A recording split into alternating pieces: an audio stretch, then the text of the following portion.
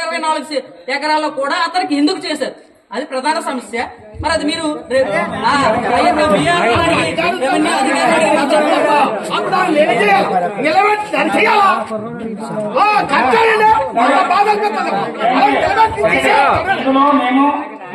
మీతో ఆర్గ్యుమెంట్ కానీ మీరు మాట ఆర్గ్యుమెంట్ కాదు, మీరు ఏమైనా ఉన్నా సమస్యలు ఉంటే లెటర్ రూపంలో కాగిత రూపంలో మాకు ఇవ్వండి.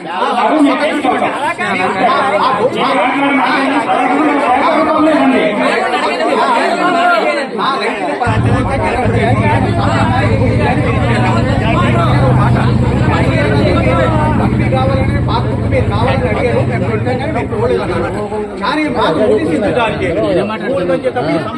ఈ రైతులందరికీ ఎందుకు తెలియపరచకుండా మీరు చేయగలిగారు. ఆయనకి తెలియదు. అప్పటికి నేను రాలేదు కదా, నువ్వు రాలేదు కదా అప్పుడు.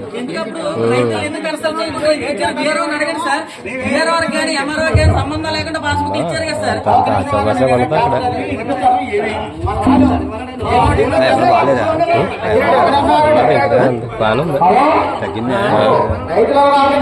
బాబు. ఇల్లు కట్టడం దరఖాస్తు 7/1/2025 గౌరవనీయ రోడ్డు తహసీల్దార్ గారికి అనకాపల్లి రోడ్డు మండలం గ్రామం 5వ నమస్కారం రాసుకున్న అర్జీలు. గీతా గ్రామం గ్రామ రెవెన్యూలో సాగులో ఉన్న రైతులు మా తాతలు తండ్రులు మా గ్రామంలో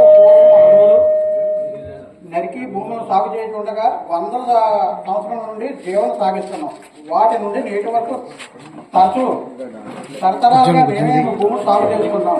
గవర్నమెంట్ వారికి చెల్లించే పన్నులు గవర్నమెంట్ వారి ద్వారా ఉపాధి హామీ పథకంలో ద్వారా అభివృద్ధి చేసుకునేందుకు వారు ఇచ్చే పథకాలు మేమే అనుభవించుకుంటూ నేటి వరకు జీవనం సాగిస్తున్నాం.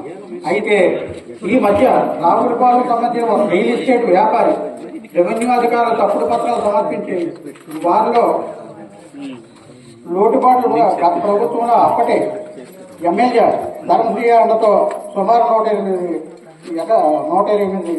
భూమిని ట్రాన్స్ఫర్ అయ్యి రిలీవింగ్ ఆర్డర్ తీసుకొచ్చి తహసీల్దార్ చిత్తమూర్తి గారి సెలవులను మరియు రిపబ్లిక్ డే రోజు ఆన్లైన్లో చేసినారు. అయితే అక్కడి నుండి జాయింట్ కలెక్టర్ వారి కోర్టులో రివిజన్ పిటిషన్ 40/2010 నుండి పెండింగ్ లో ఉన్న తహసీల్దార్ వారు సంబంధం లేదు దళారులుగా పాత పుస్తకాలు ఎలా ఇచ్చారు. అయితే అప్పటి కలెక్టర్ వారు శ్రీ రవి పటాన్ శెట్టి గారు అప్పటి ఎంఆర్ఓ శ్రీ కృష్ణమూర్తి గారిపై డిసిప్లినరీ యాక్షన్ తీసుకొని జీసీఎల్ఏ కమిషనర్ వారికి సిఫార్సు చేయమన్నారు. ఇప్పటి వరకు ఎంఆర్ఓ కృష్ణమూర్తి గారిపై సీసీఎల్ఏ కమిషనర్ వారి నేటికి ఎటువంటి యాక్షన్ తీసుకోలేదు. సాగులో ఎవరు ఉన్నారో ఎంక్వైరీ చేయకుండా సంబంధం లేని రియల్ ఎస్టేట్ దళారులు పాత పుస్తకాలు ఇచ్చి ఎంఆర్ఓ గారు కృష్ణమూర్తి గారు ఎప్పుడు శిక్షిస్తారు అంటే పడాల గారు వచ్చారు, భూమి కల్పించారు, రాజుగారు వచ్చారు, కృష్ణమూర్తి గారు వచ్చారు, ఈ కోచింగ్ అంతా తీసుకొని తప్పులో పెట్టారు, పాత పుస్తకాలు విడుదల చేశారు. ఎలా చేశారు? రైతుకి నోటీస్ ఇచ్చారంటే మాకు తెలియదు అన్నారు. మరి తెలియకుండా అప్పనాయుడు అడిగినారు, అతను ఎవరో రాజుబాబా ఎదుగలేదు.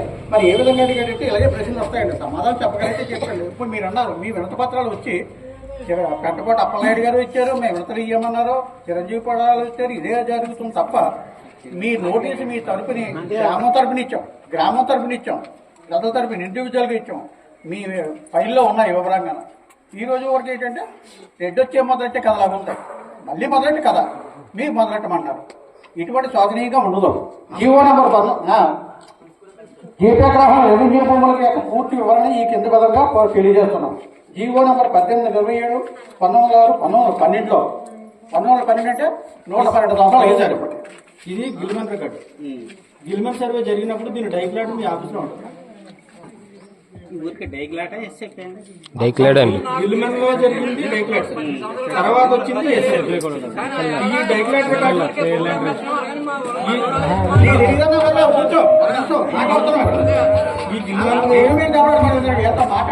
ఈ గిల్మెన్ రికార్డుకి సంబంధించిన రికార్డ్ అంతా డైక్లాట్ మీ ఆఫీసులోనే కదా సార్ ఉంటుంది. 32 ఇది 1912 అండి. అప్పటికి 32 సబ్ డివిజన్లు అయ్యాయి. అప్పుడు వాటి నుంచి 32 సబ్ డివిజన్లు అండి. అప్పుడు సబ్ డివిజన్లు 32 మంది అండి.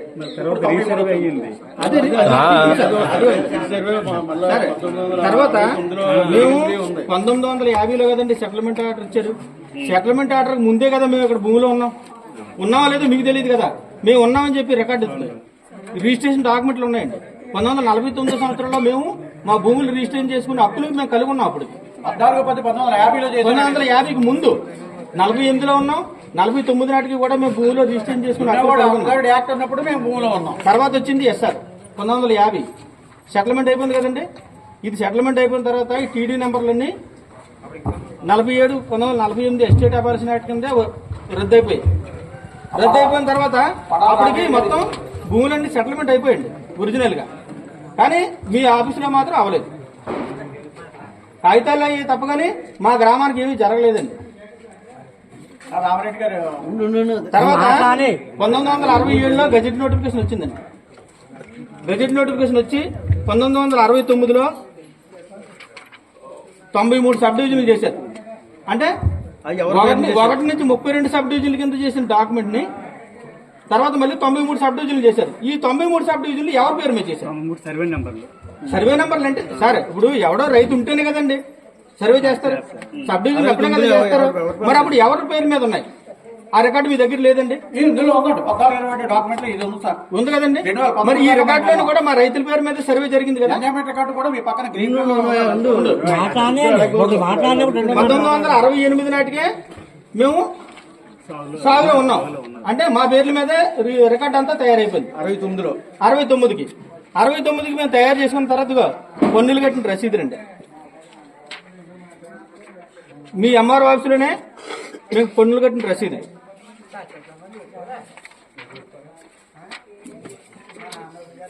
కన్వన్ రికార్డు కూడా మా గ్రామానికి ఉందండి.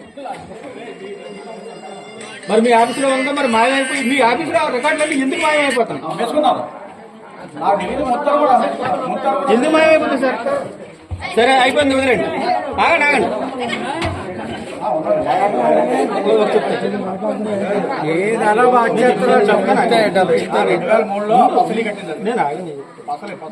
తర్వాత 1968 నాటికి సర్వే జరిగిపోయింది. 69లో గ్రామపట వచ్చిందండి. 1975 సంవత్సరంలో నర్సీపట్నం సబ్ రిజిస్టర్ ఆఫీసులో జరాయితీ భూమిగా రిజిస్ట్రేషన్ జరిగింది. ఇది డాక్యుమెంట్ 1975లో జరాయితీ భూమిగా గవర్నమెంట్ అధికారి ఆఫీసులోనే జరాయితీ భూమిగా మారినప్పుడు 1976 సంవత్సరంలో మళ్ళీ ఏ నామం ఎందుకు చేశారు? 76లోనే మళ్ళీ ఎస్ఆర్ సృష్టించారు. ఆ ఎస్ఆర్ లో ఏం చేశారండి?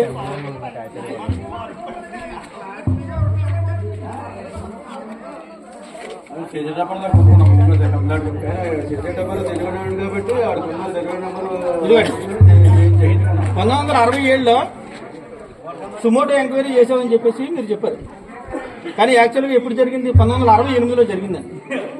1968లో జరిగితే ఆ 8 ఎందుకు చేశారు సార్? ఇది మేము మార్చలేదు కదా. అప్పట్లో ఉన్న అధికారి ఎవరైతే ఉన్నారో ఇదిగోండి ఈ సంతకం ఎప్పుడు పెట్టారండి? 68 అండి. మరి 67లో టైపింగ్ కొట్టి 68లో సంతకం పెడతారండి. గజెట్ నోటిఫికేషన్ ఉంది కాబట్టి ఆకుల్లో సుమోటో ఎంక్వైరీ చేయడానికి కుదరదు కాబట్టి 8 కింద మార్చేసి మా దగ్గర జెరాక్స్ కాపీలే ఉన్నాయని చెప్పేసి కట్టుగా తల్లేసి సుమోటో ఎంక్వైరీలు చేసాం. ఇది ఏనాం భూమే. ఏనాం ఎందుకు అవుతుంది సార్? 75లో జరాయితీగా మారిన భూమి 76లో ఎందుకు ఏనామైంది? ఏనాం అంటే గిఫ్టేనండి. రాజులు గారు ఇచ్చారు, రాజులు గారు ఇచ్చి దున్నుకున్నారు. అది కూడా చెప్తాను సార్. అదే అది కూడా చెప్తాను. అప్పుడు మాత్రం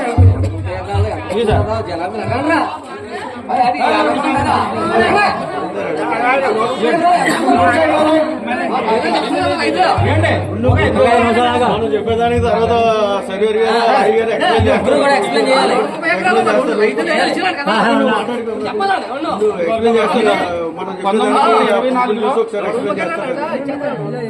1924లో డాక్యుమెంట్ అండి. దీనిలో మా గ్రామం యాక్చువల్గా శిస్తుకాన గ్రామం.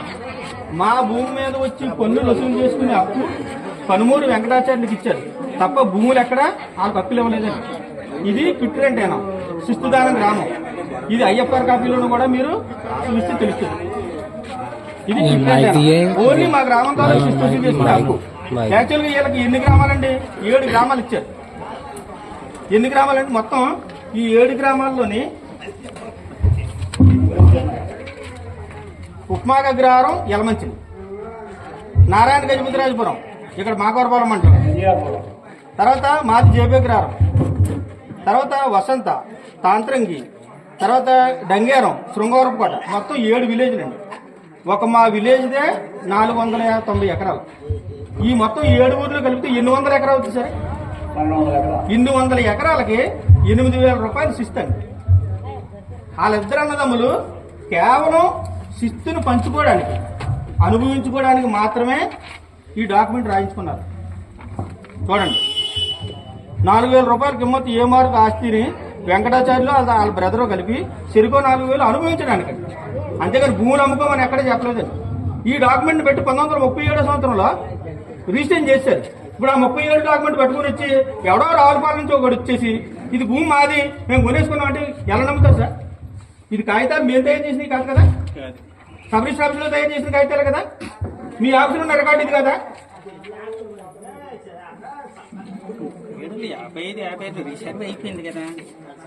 మరి 1937లో నిజంగా భూమి కొంటే 1950లో సెటిల్మెంట్ అయింది. సెటిల్మెంట్ కమిషనర్ వచ్చారు కదండి. మరి సెటిల్మెంట్ కమిషనర్ వచ్చినప్పుడు అప్పటికే 13 సంవత్సరాలు ముందు కొనుక్కున్నవాడు మాకు భూమిలో హక్కు ఉందని రావాలి కదా, ఎందుకు రాలేదండి? హక్కులుంటే రావాలి.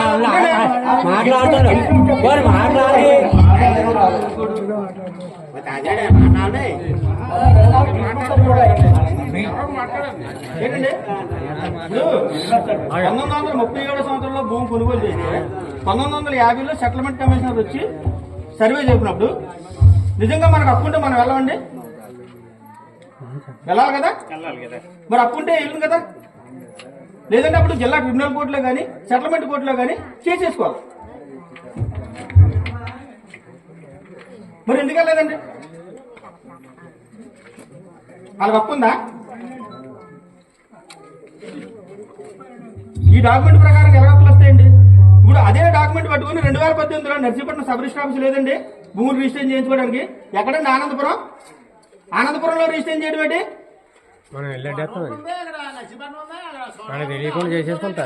అనంతపురం సబ్ రిజిస్టర్ ఆఫీసులో రిజిస్ట్రేషన్ చేసి 2018లో లాడ్జీలోకి వచ్చిన పాస్బుక్లు ఇచ్చేసి ఎవరి మీద వచ్చి దండయాత్ర చేస్తారండి? ఇంత రికార్డు ఉన్నప్పుడే మీరు రెవెన్యూ మాకు రైతులకు న్యాయం చేయకపోతే ఎవరు చేస్తారు? మరి ఈ రెవెన్యూ ఆఫీసులు ఎందుకు? ఇంక మీరెందుకు?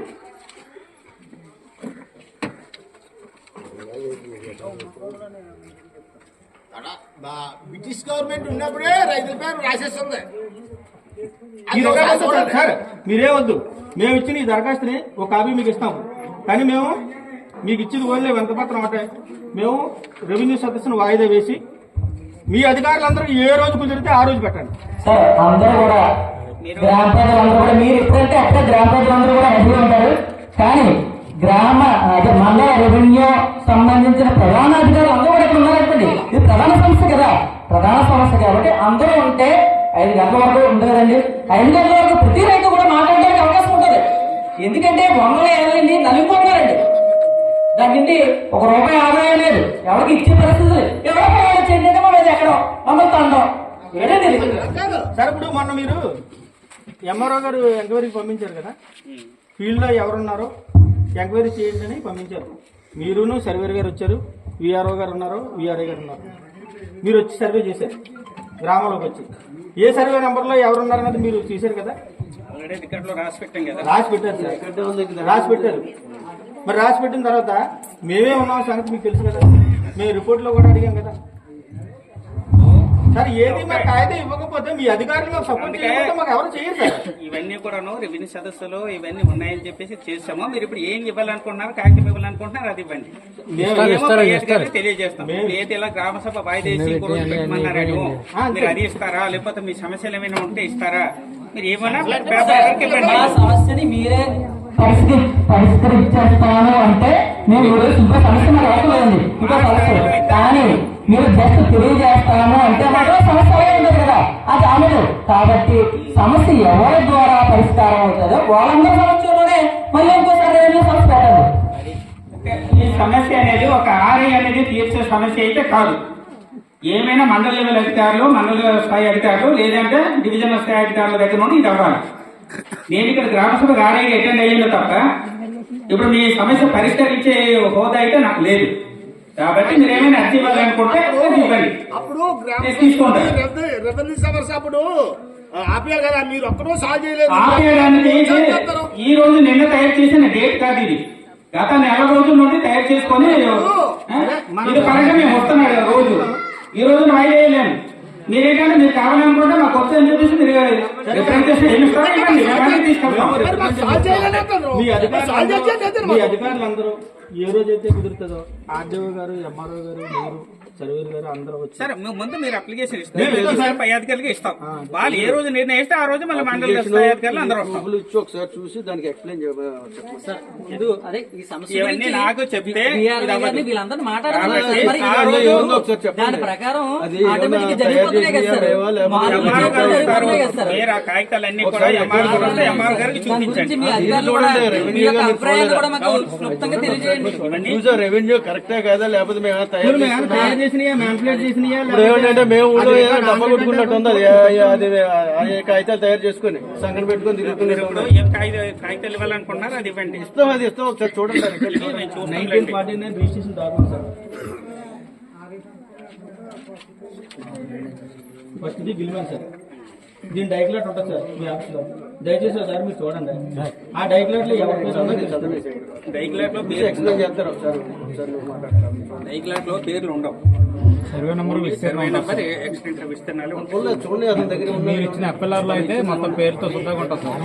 సబ్ డివిజన్ వారీగా కూడా ఉంటుంది. మన గ్రీన్ లిస్ట్ ఉంది కదా, అందులో మొత్తంగా ఉంది. అప్పటికి ఇప్పటికి మీరే ఉన్నారు, రైతులు ఉన్నారు. మీరే ఉన్నారండి, మీరే ఉన్నారు. అందులో ఎవరు అపోజ్ చేయడానికి లేదు.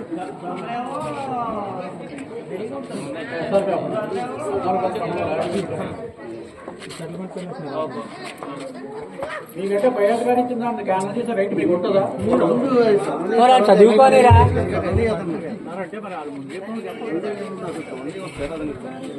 మనమే అన్ని చెప్పిద్దే కానీ డబ్బా కొట్టుకున్నట్టు ఉంది కానీ మాట్లాడమండి. అధికారులు ఉన్నారు కదా, వాళ్ళు కూడా వాళ్ళ అభిప్రాయాలు చెప్పానండి. చూడండి. అతను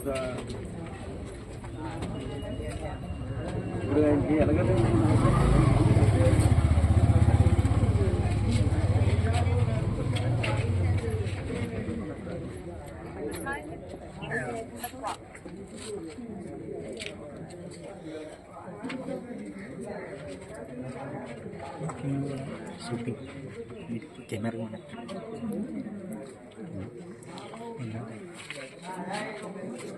అదే పడాల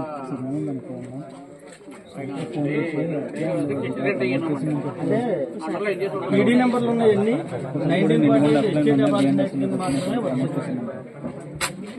ఇది రెవెన్యూ డైరీ అండి.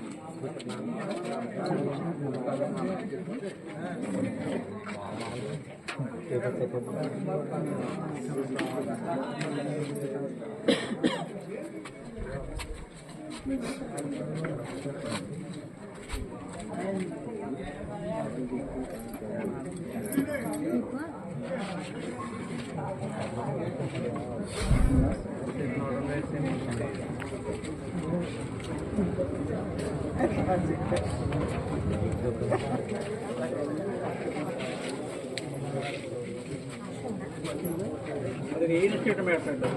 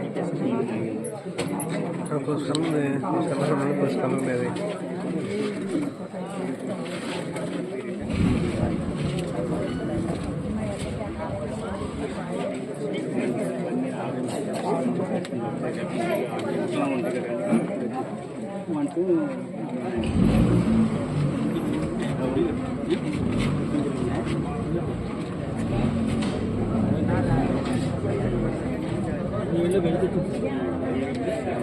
29 మ్యాప్ తయారైపోయింది. ఫస్ట్ తయారు చేసినప్పుడు కూడా ఖండం 1 ఖండం 2 కింద 2 భాగాల కింద సర్వే జరిగిందండి. ఖండాలుగా విభజించిన తర్వాతనే జరుగుతాయి. ఖండాలు ఈ వాటిల్లో ఈ సబ్ డివిజన్లు ఇందులో ఉన్నాయి సార్. దీన్ని చెప్పాలని కూడా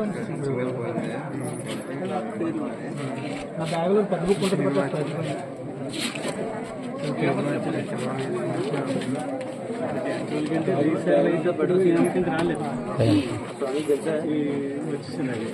అప్పుడు వచ్చుంటే మా భూమిలో నుంచి మేము ఎవడన్నా వికెట్ చేస్తే మేము వస్తాం. మేము నోటీస్ జారీ చేయలేదండి మీరు. 75 వరకు అసలు ప్రాబ్లమే లేదు. మేము మీ దగ్గరికి రావడానికి మాకు ఏమన్నా మా భూమి కానీ దున్నుకోలేకపోతే మేము వస్తాం. భూమి ఏమో దున్నుకోలేదు, దాని ప్రతిఫలం మేము అనిపించినప్పుడు మేము మీ దగ్గరికి వస్తాం. 12 అంటే ఇవాళ 112 తొమ్మిది. మీరు చిన్న మ్యాప్లో చూడండి, లాస్ట్ లో ఉంటుంది. వీటికి కింద ఉంటుంది సార్. ఇక్కడ చిన్న అక్షరాలు ఉంటాయి. చిన్న అక్షరాలు ఉంటాయి. 12 అంటే 112 తొమ్మిది కింద ఉంటుంది. సరే, ఆ టైంలో యాతపాలెం అనే విలేజ్ ఉంది. యాతపాలెం అనే విలేజ్ ఉందా?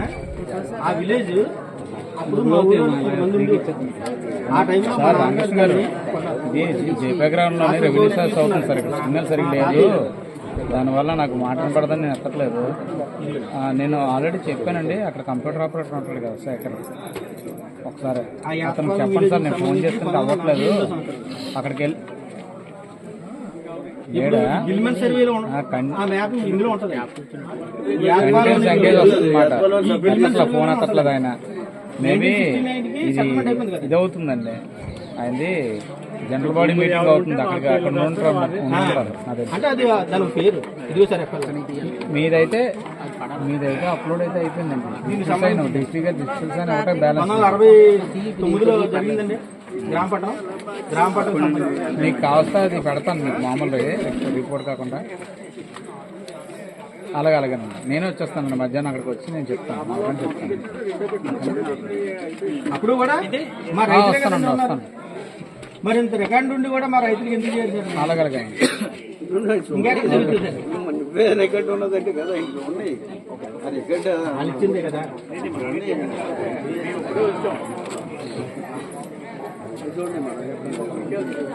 అతనికి అవగాహన వచ్చిన తర్వాత మాట్లాడారు.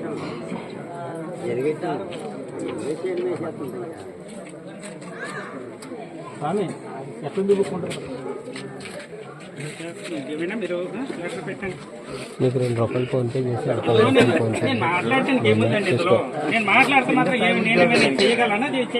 కాదు, అది యథార్థమా రికార్డు మేము సృష్టించిందా రెవెన్యూ నుంచి వచ్చిందా ఒకటే మీరు మిమ్మల్ని చూడమన్నది. అందుకే మాట్లాడితే మీకు ఇచ్చేయలేను. మీరు చెయ్యమని అనలేదు.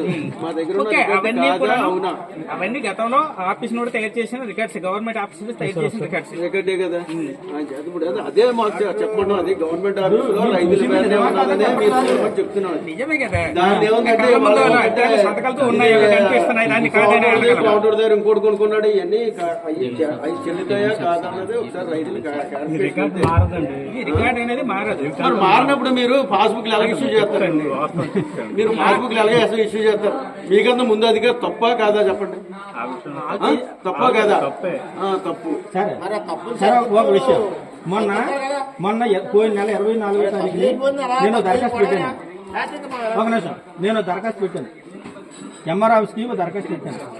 2002 సంవత్సరం నుండి 2015 సంవత్సరం వరకు కలెక్టర్ ఆఫీస్ నుండి ఎన్ని పాస్ పుస్తకాలు మీరు ఇండెంట్ పెట్టారు, ఏ సీరియల్ నెంబర్తో మీకు వచ్చాయి, మీ మండల ఆఫీస్ నుండి మా విలేజ్ మా విఆర్ఓకి ఎన్ని పాస్ పుస్తకాలు మీరు రిసీవ్ చేశారు సీరియల్ నెంబర్ అడిగాను. అడిగితే మా దగ్గర దానికి సంబంధించిన సమాచారం లేదని నాకు ఎండర్స్మెంట్ ఇచ్చారు. అయితే 2002 నుంచి 2015 వరకు రికార్డు మీ దగ్గర లేకపోతే మరి ఏ రికార్డు పెట్టుకొని మీరు పాస్బుక్లు ఇస్తున్నారు? మరి 2015లో మీరు ఇచ్చిన పాస్బుక్లు ఏ ఊరిలో పాస్బుక్లు కొనేసుకొచ్చిస్తే మా ఊరికి సంబంధించిన పాస్బుక్లు ఇచ్చారు. పాస్బుక్ నెంబర్ మారదాం, దానికి చాలా సివియర్గా ఉంటుంది సార్. నేనైతే మాత్రం కమిషనర్ వరకు కూడా వెళ్తాం. ఆ సమాచారం ఖచ్చితంగా వచ్చి తీరాలి మాకు. ఈ కోంటోకి ఇచ్చిన పాస్బుక్లు ఎక్కడి, ఏ రెవెన్యూ నుంచి తెచ్చారు? లేకపోతే ఎక్కడ కొట్టుకొచ్చారా, లేకపోతే మీరు ఎక్కడ ప్రింటింగ్ చేశారా? లేటెస్ట్ గా 2020 పాస్బుక్ ఇచ్చారు. ఆరే గంట లేదండి మీ దగ్గర. మీరు నా దగ్గర చెప్పుకొని వెయ్య కన్నా మా మండల తహసీల్దార్ గారు వస్తారు, అక్కడ చెప్పండి. దానికి మిమ్మల్ని చెప్పమని లేదు, కానీ మేము మాట్లాడింది తప్ప ఉప్ప మేము అడిగింది మీరు చెప్తారు కదండి. మీరు ఎక్స్ప్లెయిన్ చేయాలి కదా. మేము చెప్తా ఉంటారా? ఓకే, మీరే అడిగిన ప్రశ్నలన్నీ నేను చెప్తాను అక్కడ. అతను చెప్పాలి, అతను మీరు వినాలి. వాళ్ళకి రిప్రజెంటేషన్ మిమ్మల్ని పంపించారు కదా, మా సమస్యలు ఏవో ఇప్పుడు మీరు అందరూ మాట్లాడడం కదా సార్. మీ ముగ్గురు ప్రభుత్వ అధికారులు కాబట్టి ఈ సమస్య మీద మీ యొక్క ఒపీనియన్ మాట్లాడండి. ఈ సమస్య మీరంటే మీరు వచ్చిన వారు ఎవరు కూడా మిమ్మల్ని ఇది చేయగలమని లేదు. నేను చెప్పిన సమాచారం మేము మా పై అధికారులకు తెలియజేస్తాం. ఇలా జరిగిందండి, గ్రామ సభ ఇలా జరిగింది, ఇలాగ ప్రశ్నలు అడిగారు, ఇలా సమాధానం చేసే అని అంతవరకే తప్ప మేము మిమ్మల్ని తీర్చేస్తామని కానీ ఇది కాదు. మీ ఆర్ఐగా మీరు ఏం చెప్పదలుచుకున్నారో చెప్పమంటున్నారు. ఆయన ఏం చెప్పగలరో చెప్పమన్నారు. అతను ఏం చెప్తారో చెప్పండి సార్. ప్రజలందరూ వింటారు కదా. మీరు చెప్పిన సమస్య పై అధికారులకి తెలియజేస్తాం. నేనేం చేస్తామండి ఇప్పుడు మీరు ఎక్స్ప్లెయిన్ చేయండి అన్నాం. ఇప్పుడు మేము ఇచ్చిన లెటర్ రూపంలో ఇస్తారా, లేదు ఓరల్ గా చెప్తారా? ఓరల్ గా చెప్తే చెప్తాం. అలాగే మీరు కాగితాలు పరంగా ఇవ్వండి. మీరు ఓరల్ గా చెప్పింది ఒకలాగా ఉంటుంది. ఎంతమంది ప్రజలు వచ్చినప్పుడు వాళ్ళకనేది ఏదో తెలియాలి కదా. అసలు ఏం జరుగుతుందో ప్రజలకు ఏమీ తెలియట్లేదు, తెలియాలి కదా. ఆ తెలియడం కోసం మాట్లాడుతున్నాం, లేకపోతే ప్రజలకు అప్డేట్ ఇచ్చి వెళ్ళిపోమందాం కదా. ఇప్పుడు రికార్డు కనపడుతుంది కదా క్లియర్ గా.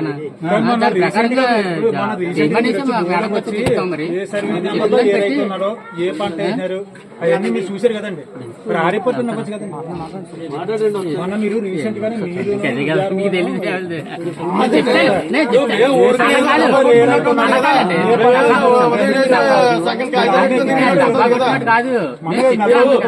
సదస్సు వచ్చింది, అవకాశం వచ్చింది కాబట్టి మాట్లాడండి, 4 విషయాలు మాట్లాడండి. మా దగ్గర ఉన్న రికార్డు తప్ప కాదా చెప్పండి. మీరు మీకు ఒక ఆఫీసర్ గా ఇచ్చినప్పుడు మీకు దాని మీద ఏమైనా విషయం తెలిస్తేనే కదా మీకు ఉద్యోగం ఇస్తారు. ఆ ఉద్యోగం మీరు ఏం చేశారో చెప్పండి అంటున్నాను. సర్వేర్ గా ఆయన ఏం చెప్పారో చెప్పండి. ఆ 69లో సర్వే గిల్మాన్ సర్వే అతను చెప్తారు. మీరు విషయం ఏంటో చెప్పండి. ఇప్పుడు సర్వేకి సంబంధించింది ఆర్ఐగా ఊర్లో స్థితిగతులు పరిస్థితులు ఎవరున్నారో ఏటున్నారో మంచి ఏమో తెలియదు అంటే ఎందుకు ఈ సమస్య రికార్డు గురించి ఆయన మాట్లాడారు అంతే. ఇప్పుడు సర్వేకి సంబంధించి మీరు నేను అనేది ఒక మాట అండి. మీరేం లేదు, జేపీ అగ్రహారంలో రైతులు మీరు ఉద్యోగం జాయిన్ అయినప్పటి నాటి నుండి మీ దగ్గర ఉన్న రికార్డు ప్రకారంగా రైతులు ఉన్నారా ఎవరున్నారో మీరు చెప్పండి చాలు. మరి ఏమి తెలియకుండా గ్రామ సదస్సుకి వచ్చాయండి. ఇప్పుడు వాళ్ళకి డ్యూటీ చేశారు, వాళ్ళ డ్యూటీకి వచ్చారు అంతే. రైతులు బాగోగులు కూడా వీళ్ళు చూస్తున్నారు లేదో అది కూడా అడగండి. నాకు చదువు లేదు, నేను చెప్తాను. ఆ రైతులు బాగోగులు కూడా వీళ్ళు చూడాలా? ప్రతి ఇంటికి అదే ప్రతి ఇంటికాడ లేదంటే అది కూడా చూడాలి. లేదో చెప్పండి. చెప్పండి. అదే కదా అడుగుతున్నాం.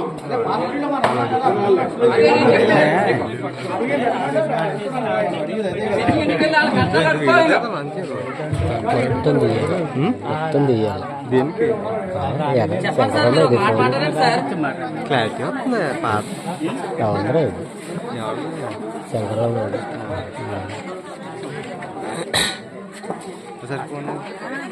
సార్ జనాలు సాటిస్ఫాక్షన్ కోసం ఏదో మీ దగ్గర ఉన్న సమాచారం కొంత చెప్పండి, మాట్లాడండి సార్.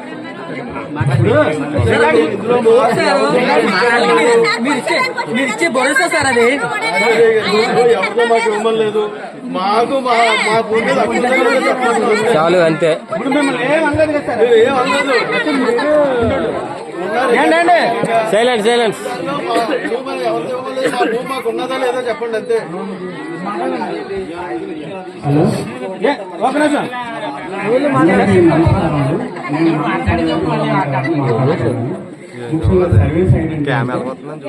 ఇంతకుముందు పాత రికార్డు కూడా చూపించారు. అంటే రీసర్వ్ అవుతుంది 1969 ముందు, అంటే 1912 ముందు గిల్మ్యాన్ రికార్డు ఆ 60 మంది చూపించారు. అప్పుడు రికార్డు అంతా డాక్యుమెంట్స్ అన్ని చూపించే బాగానే ఉన్నాయి. తర్వాత రీసర్వే మళ్ళీ అయ్యింది, 1959లో రీసర్వే అయ్యింది. రీసర్వే అయ్యేటప్పుడు అప్పుడు అంతకుముందు 32 సర్వే నెంబర్లు ఉన్నాయి. కానీ 1959 రీసర్వే అయ్యే టైంకి మీరు అంతకుముందు అప్పుడు భూమి మీద ఎవరెవరు ఉన్నారు, అప్పుడు బ్లాక్ డివైడ్ చేసి 93 సర్వే నెంబర్లుగా ఒక 50 తయారు చేశారు. ఒకటో సర్వే ఎంతమంది ఉన్నారు, రెండో సర్వే ఎంతమంది, టోటల్గా రికార్డు కూడా ఇందులో ఉందన్నమాట. అది అప్పుడు ఇది ఇరాన్ ల్యాండ్ కింద ఏంటంటే రికార్డులో రీసర్వే చేసేటప్పుడు అక్కడ రికార్డులో మెన్షన్ చేయలేదు. కాబట్టి ఇదే కన్ఫర్మ్ అవుతుంది. దీన్ని బట్టి మీరు సర్వే చేస్తాం. అక్కడ భూమి మీదకి రావాలన్నా మీరు ఏమి అభిప్రాయం పెట్టినా ఈ ROM ఈ రికార్డు ఈ అఫ్ని పట్టుకొని మీరు భూమి మీదకి వచ్చి మెజర్ చేసి ఆ సర్వే నెంబర్లు ఎవరు ఉన్నారు ఏంటి అనేది మీరు చెప్పగలరు. అంటే మీకు పలానా సబ్ డివిజన్ లోపల వాటర్ అంటే పలానా అప్పలైడు పలానా ఇదే ఉంటుంది. అది చెప్పేసి మీరు రికార్డు రాసి రిపోర్ట్ ఇవ్వగలరు. ఆ రిపోర్ట్ ఆధారంగా పాస్బుక్స్ ఇవన్నీ వస్తాయి. అంటే మా సైడ్ నుండి వచ్చేసి ఈ రికార్డు మాత్రం రీసర్వ్ అయితే 8 రికార్డులో ఫిట్ అవ్వలేదు. రికార్డు కాలేదు, ఇంప్లిమెంటేషన్ అంత రికార్డు బాగానే ఉంది. ఇంకా ఏం వినిపించలేదు. ఈ రికార్డు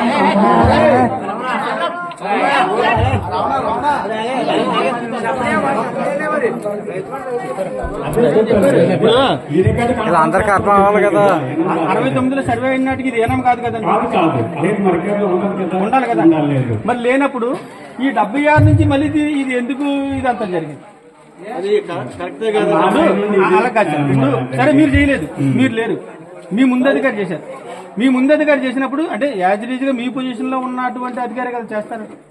సరే తప్పు చేశాడు అనుకోండి, రికార్డు ఉంది కదా, దాన్ని సరిదిద్దొచ్చు కదా. అంటే ఇప్పుడు మీకన్నా పై అధికారి కాదు కదా, యాజ్ గా మీరు ఇప్పుడు సర్వేర్ అండి, మండల సర్వేర్. మీ స్థానంలో ఇంకో మండల సర్వేర్ గారు వస్తారు. మీ ఒకవేళ నిజంగా అప్పుడు తెలిసో తెలియక నిజంగా పొరపాట్లు జరిగినా ఆయన సరిదిద్దారు. సర్వేర్ ఏం చేస్తాడు, భూమి మీదకి వస్తాడు, కొలుస్తాడు, చేస్తాడు, రిపోర్ట్ ఇస్తాడు. ఆ రికార్డు పరంగా SIPలో కాకపోతే పుంజి అంటే పుంజి వెళ్తారు, మెట్టి అంటే మెట్టేస్తారు, ఆ అబ్బాయి ఇస్తారు రిపోర్ట్ అంతే. అవును, నేను అనేది ఏంటంటే జస్ట్ మీకు అంటే మిమ్మల్ని మీరు చేయాలని కాదండి, సర్వేర్ గారుగా మీ డ్యూటీని మీ పై అయిన మీ సంబంధించిన ట్రాన్స్ఫర్ అయిపోయిన ఆయన తప్పు చేస్తే మీరు సరిదిద్దొచ్చు కదా. సర్వీస్ అంటే మీరు ఫీల్డ్కి వెళ్ళిన తర్వాత ఎస్ అయితే ఎస్ కదా, ముందు ఎంజాయ్మెంట్ చేస్తారని చెప్పి అంటున్నారు. అదే కన్ఫర్మ్ చేస్తారు అంతే కదా. మరి ఇప్పుడు ఒక MRO గారు తప్పు చేసి వెళ్ళిపోయారు, ఆ తర్వాత వచ్చిన MRO గారు దాన్ని సరిదిద్దు పడతారు. లెవెల్ చేయాలి. మన చదివేది మాకు అది కాదు. అంటే మా దాంట్లో పొలం చేయడం రికార్డ్ అవ్వడం ఉద్దేశించి నేను అడిగేది ఏంటంటే ఒక MRO గారు నిజంగా తప్పు చేసి వెళ్ళిపోయారు, నిజంగా తెలియచేశారా తెలియచేశారా అనేది వదిలేండి, దాన్ని మనం కలపొద్దు. తర్వాత వచ్చిన MRO రికార్డు చూసి ఇదంతా నిజమో అని ఆ తప్పుని సరిదిద్దొచ్చా లేదా? చేయొచ్చు కదా. వాళ్ళకి పైన పర్మిషన్ ఏం చెప్తున్నారంటే కలెక్టర్ గారు వాళ్ళ నష్టానికి ఇచ్చేయమంటే ఇస్తారు. మీ భూమి కొడవరా ఎక్కడ మడి ఎక్కడ ఉంది, ఇది ఎక్కడ ఉంది, రిపోర్ట్ ఈయనన్నారు వచ్చిన మీరు మాకు ఏ రకమైన రిపోర్ట్ చేయండి ఈ రోజు వరకు నాకు ఇవ్వలేదు అన్నారు. అయితే పాలసీలో మేము పెడతాం ప్రతి రైతు, మీరేమైనా అప్డేట్ చేయగలరా? ఆ భూమి అలాంటో లేదు, చెప్పలాంటో లేదు. ఈ 130 ఎకరాల భూములు